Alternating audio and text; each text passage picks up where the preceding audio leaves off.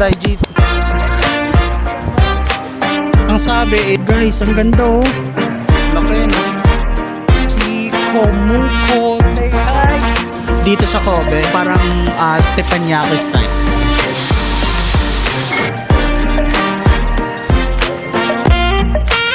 Spider-Man guys!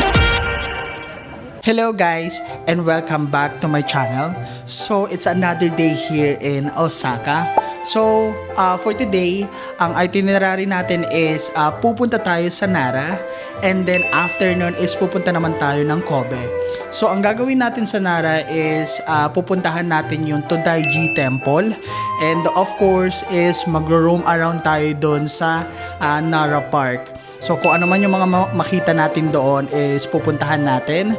And then after ng Nara is pupunta tayo ng Kobe.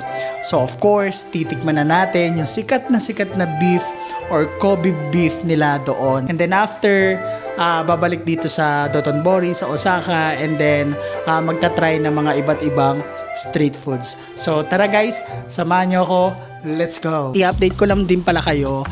Today is June 3 and hindi masyado maganda yung weather natin ngayon dito kasi umuulan. I'm not sure kung nakikita nyo sa camera pero ayan guys, ang lalaki ng mga patak ng ulan. So sana tumila na mamaya para maganda yung trip namin papunta ng Nara and Kobe. And kasi kapag umuulan baka mamaya hindi kami makakita ng mga deer sa Nara. So sana tumigil na. And update ko na lang kayo guys kapag umokay na yung weather and kapag nasa Nara na kami, okay? Hello guys, andito na kami ngayon sa Nara Park. And this is our first encounter sa mga deer. Ayan oh. Ito pa guys, oh, ang dami oh. Ang galing. Nagro-roam around lang talaga sila dito freely. And guys, pumunta muna tayo ng Todaiji Temple and then after this tsaka natin i-explore yung Nara Park. Ops. Kalma lang kayo dyan ha. So ayun guys, papunta na kami ngayon ng Todaiji Temple. And hindi pa rin maganda yung weather dito kasi maulan. And ito yung itsura niya guys, papunta ng Todaiji Temple. Ito siya guys. Yan, parang diretso lang yan, tapos Todaiji Temple na. So kapag nakita nyo tong street na to, is Todaiji Temple na.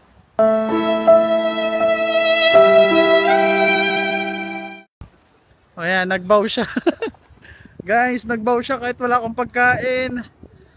Mamaya mga deer, lahat kayo mabibigyan. Alam nyo ba guys, bibigyan ko lang din kayo ng additional facts. Yung mga deer, yung antler or yung sungay, para malaman nyo daw yung gender ng isang deer. Katulad nito guys. Ayan, kapag may antler or may sungay, lalaki daw yan.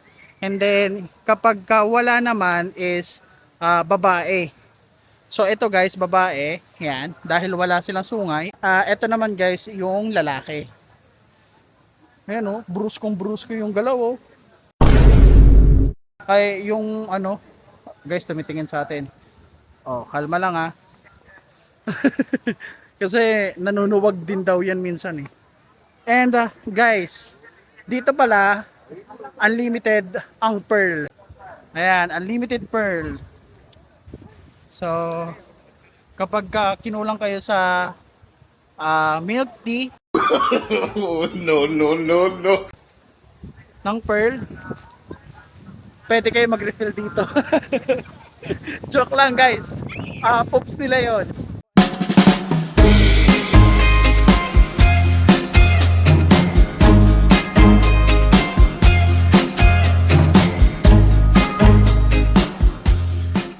And guys, andito na tayo ngayon papasok ng Todaiji Temple. And then kung makikita nyo, ayan, diretsuhin nyo lang yan. And then makikita nyo na yung Todaiji Temple. Ito siya guys. Ito yung entrance nya. So maglalakad pa tayo ng konti papunta ng Todaiji Temple. Ayun guys, ayun. Nakikita nyo yan? Yan yung Todaiji Temple. Guys, alam nyo ba, since maambon tsaka malakas yung hangin, konti lang yung tao ngayon dito. So, yun naman yung kinaganda. Ito guys, pipila na tayo. May entrance fee pala. So, pagpapasok dito guys, is may entrance fee. Ayun no, dito kayo bibili ng ticket. So, ipapakita ko sa inyo kung magkano yung ticket price dito sa temple. So yung price niya sa individual admission fee, kapag Great Buddha Hall and Todaiji Museum is 1,200 yen. Kapag children is 600 yen. Pero kung Great Buddha Hall lang, 800 yen. And then yung children is 400 yen. Guys, ang ganda oh. Grabe. Arigatou gozaimasu. Thank you. Ayan guys, nakapasok na tayo. And explore natin tong museum na to. Etong temple na to. Ayan yung entrance guys, yung papasok sa loob ng temple. Ayan guys, nagpayang na tayo. Umaambon kasi. And guys, bigyan ko lang kayo ng konting trivia dito sa temple na to. Alam nyo ba itong Todaiji temple itong Great Buddha temple na to or Todaiji temple na to is gawa siya sa wood. Tara, pasukin na natin tong temple na to. Kung ano ba yung makikita dito. Nakapasok na tayo dito sa temple na to. And kung makikita nyo, talagang wood siya oh. Tara, lapitan natin. Ayun oh guys, wood. Tapos sa taas, look, wood. Ayan. So, mga wood talaga siya, guys. Ayan, no. Guys, ito nga pala si Great Buddha. Ito siya. Ayan. Laki, no? And, meron pang isa, guys. Ito siya. Sino to? Buddha rin ba? Ay, hindi. Ang pangalan niya, guys, is... Close up muna natin para makita nyo. Ayan, ang pangalan daw niya is nababasa nyo ba? Kokutsu Busatsu. So, yan yung pangalan niya guys. Etong temple na to. Etong statue na to. Ayan. Sino naman to? Siya si Komuko Ten. Ayan, siya si Komuko Ten. Ito yung tsura niya guys. Model. Ito pala is model ng Great Buddha. Okay.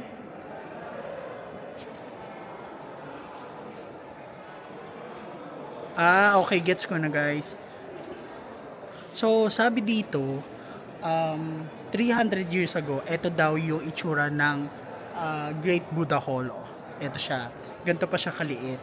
And then now, nag-construct sila. Parang iniba nila yung design o tsaka yung laki, yung size. After 800 years ago, ito na yung itsura niya ng Great Buddha Hall. Galing, no? Grabe yung history, no? So, may mga souvenirs din dito, guys. Or mga kung ano-ano na pwede nyong bilhin.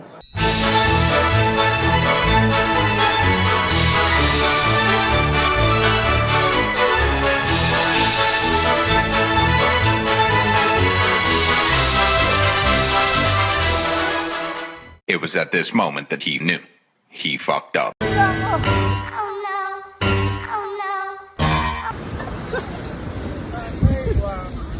So, ayun guys, tapos na tayong magpakain ng mga deer kanina.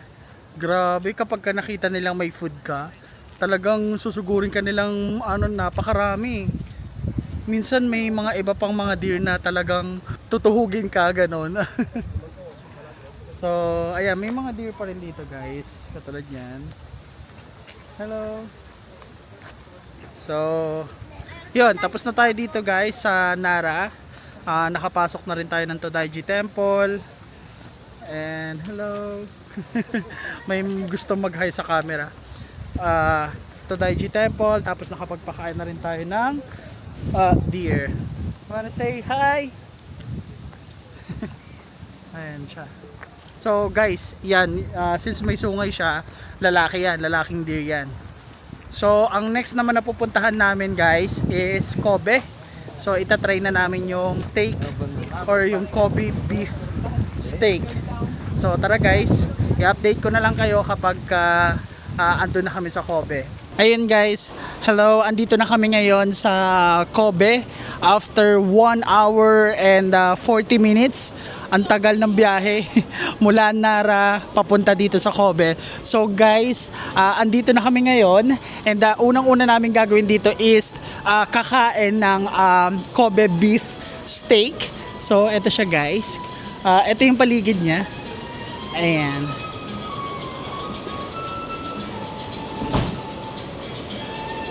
And then after guys, after namin dito kumain is magta-try din kami ng puntahan yung mga tourist attraction dito like yung mga Kobe Harbor, yung mga Kobe sign, yung mga ganyan at kung ano-ano pa yung mga pwede nating makita dito.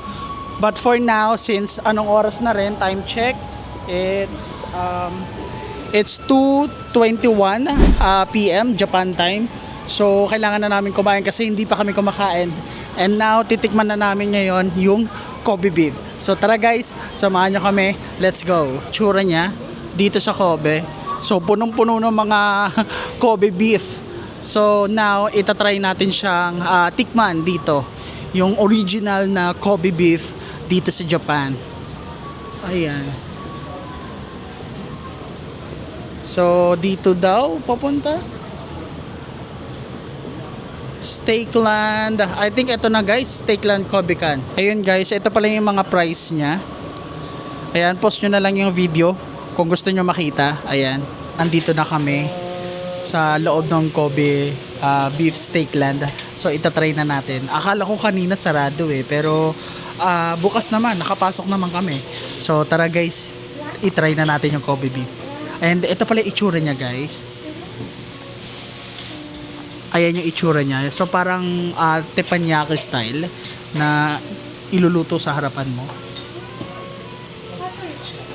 Kung gusto nyo rin i-try to is i-search nyo lang Steakland Kobe Beef and then mamaya pagkalabas namin ipapakita ko sa inyo kung saan kayo pwede mag-entrance para makapasok dito. Ipapakita ko pala sa inyo yung price para makita nyo at magkaroon kayo ng idea pagpunta nyo dito. Ito siya guys. Ayan. So, steak lunch, ayan. Pero ang orderin natin is yung Kobe beef steak lunch, yung 3,500 yen. And kung gusto nyo ng tender steak lunch, ayan din.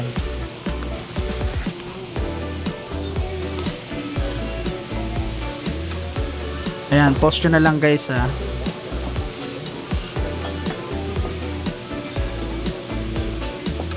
So, meron ding a la carte sila. Pine-prepare na yung food guys.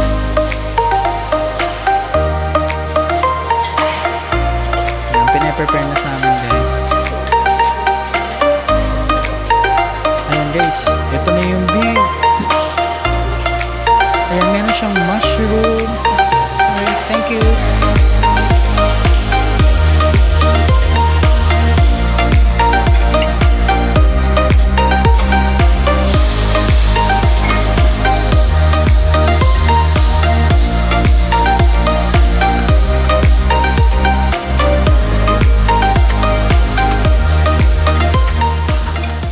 So tara guys, tikman na natin yung Kobe beef. Tara, unahin muna natin yung beef itself. Kung ano ba yung lasa niya, kung malambot ba or what. Ito guys, so.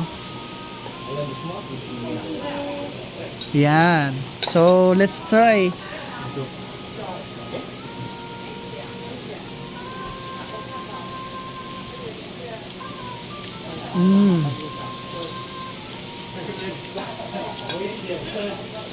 Ang sarap guys. Solid. Sobrang lambot niya. And then hindi siya maalat. And then siguro ibang-iba siya sa mga beef na natikman ko. Well, siguro first time ko pa lang kasi makakain nito. Pero guys, sobrang sarap. And then dito sa set na to, I think it's sulit na rin and then worth it siya. dun sa price kasi matitikman niyo yung Kobe beef mismo dito sa Kobe. So guys, kapag pumunta kayo ng Japan, kapag pumunta kayo ng Kansai region, just make sure pumunta kayo ng Kobe para lang itry ito. Napakasarap guys. And then meron din siyang kasamang mga bean sprout, yan. So itong mushroom.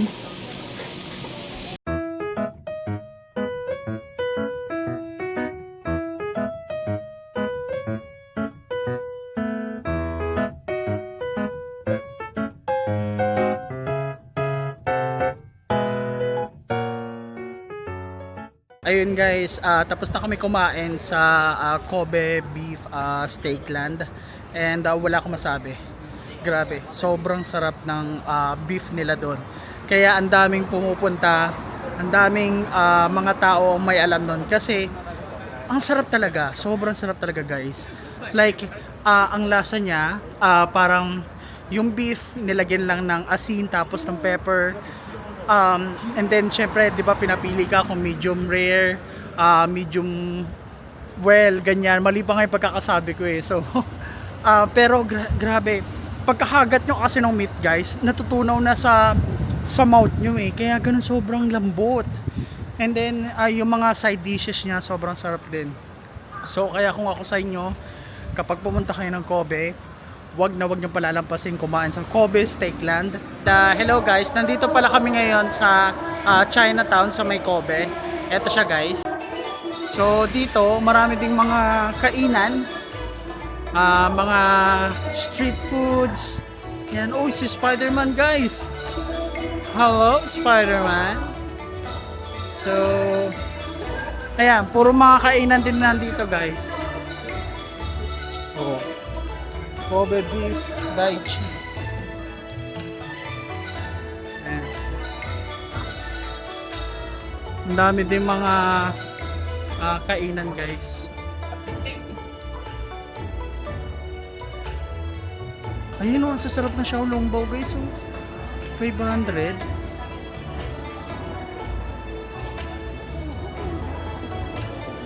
Ayan. Grabe, sasarap ng mga food. Ayan guys, kaya kung pupunta kayo dito, puno to ng street ng mga food na pwede nyong kainin. So pwede kayo mag-visit dito. Oh, eto guys, meron din dito. Ano yung pinipilihan nila? Ano yung meron dito? Siopaw. Guys, ayun o, siopaw. 5 for 600 yen, 10 for 1,200 yen. Mukhang sikat to daming nakapili oh. So ang next naman na gagawin namin is pupunta na kami sa Kobe Tower. And then from there malapit na yung Kobe sign. So pupuntahan namin yung dalawang yun. And then let's see kung ano pa yung mga pwedeng makita dito sa Kobe. Pero so far, grabe guys, sobrang solid. Sobrang sarap talaga ng Kobe dito. Kaya ako, ang ginawa ko nung nasa Dotonbori, hindi ko talaga siya tinikman eh, yung Kobe beef nila, kasi gusto ko matikman siya mismo dito sa Kobe. Grabe guys, yun na lang, puro grabe na lang sinasabi ko, kasi nga masarap naman talaga. Kaya kung ako sa inyo, i-try nyo din para malaman nyo yung experience ko dito sa pagkain ng Kobe beef. And guys, andito na kami ngayon sa Kobe Tower. Wow! Grabe, ang taas oh. Ganda talaga oh.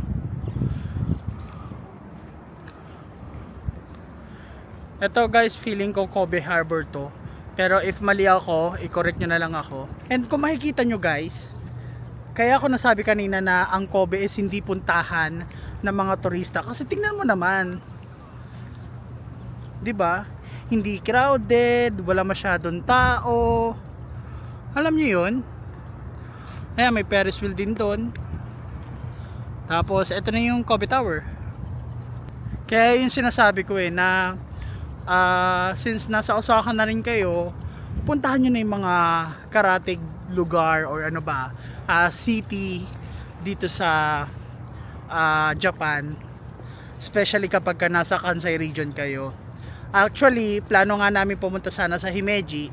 Ang problema, kulang na sa oras. Kasi 8 days lang naman kami dito. Pero kung ako tatanungin, gusto ko pa sana puntahan yung Himeji, yung Hiroshima. Kaso wala na, hindi na kasya sa oras. Well, siguro ganun talaga pag first time. Kasi first time ko pumunta ng Japan, and then first time ko din pumunta ng Osaka. Gusto mo talagang maisingit lahat ng mga pwedeng puntahan, lahat ng mga pwedeng gawin, ganyan. So siguro ganun talaga. Pero ayun, siguro sa susunod na pagpunta ko dito guys sa Japan or sa Osaka, I'll promise na chill mode na lang. Hindi na yung talagang rat-ratang itinerary. May malaking barko dito guys, pakita ko sa inyo. Cruise ba yan? Ayan, oh. Ayan siya. Ayan, eto na guys ang Kobe sign, Be Kobe.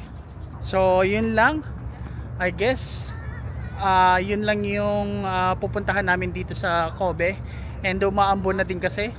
So meron pa kaming tour bukas, and gagamitin na namin yung Osaka Amazing Pass. So talagang ratrata na naman na itinerary kasi kailangan naming masulit. Guys, sa mga nagtatanong pala, yung Osaka Amazing Pass, yun yung mga tourist attraction sa Osaka na libre kayo ng access. And then libre din kayo sa Osaka Metro Station. So bukas gagamitin na namin yon, and then i-explore namin yung mga tourist attraction sa Osaka. So guys, if nagustuhan nyo tong video ng Nara at Kobe, so don't forget to like, comment, and subscribe, and don't forget to ring the bell para updated kayo sa mga notifications. So yun lang, bye!